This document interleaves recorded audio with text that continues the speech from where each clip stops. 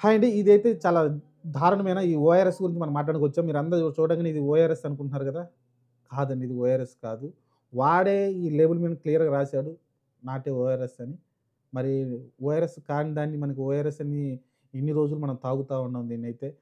డాక్టర్లు సజెస్ట్ చేస్తున్నారు. మనకెప్పుడైనా విరేచనలైతే నీరసంగా ఉందనుకుంటే మనకైతే ఈ ఓఆర్ఎస్సే సజెస్ట్ చేస్తా ఉంటారు.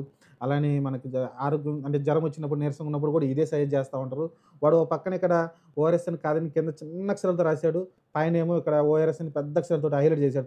చూడు వైట్ అక్షరాలతోటి. పక్కన వీఐటీ అని రెడ్ అక్షరాలతో అంటే వీఐటీ ఓఆర్ఎస్ ఇది. ఓఆర్ఎస్ కాదు. వీఐటీ ఓఆర్ఎస్ అని ఓ పేరు నువ్వు ఏదైనా పెట్టుకోవచ్చు పేరుకి. ఆహ్, లేకుంటే ఇప్పుడు వెంకటేష్ ఓఆర్ఎస్ అని కూడా పెట్టుకోవచ్చు. దాని పేరు ఓఆర్ఎస్ అని ఉంటది గానీ, అది వెంకటేష్ ఓఆర్ఎస్. అంటే అలా కూడా బ్రాండ్ పేరు పెట్టుకోవచ్చు. ఇది రెడ్డి ల్యాబొరేటరీ వాళ్ళైతే దీన్ని మార్కెటింగ్ చేస్తున్నారండి. దొంగ నా కొడుకులు. జనాల ఆరోగ్యాలతో చెలగాటమాడుతున్నారు. దీన్ని అప్రూవల్ చేస్తున్న గవర్నమెంట్ కూడా చాలా తప్పండి. దీనైతే ఇమ్మీడియేట్‌గా అయితే బ్యాన్ చేయాలి.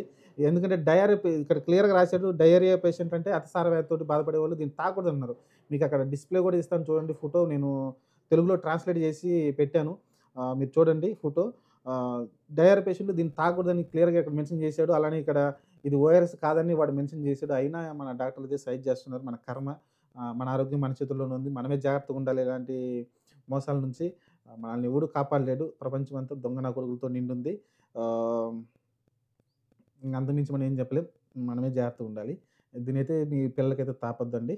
మీకు కుదిరితే ఇంట్లోకి మంచిగా ఆరెంజ్ కాయలు తెచ్చుకొని జ్యూస్ చేసి తాపండి తప్ప ఈ ఓఆర్ఎస్ అయితే సజెస్ట్ చేయొద్దండి.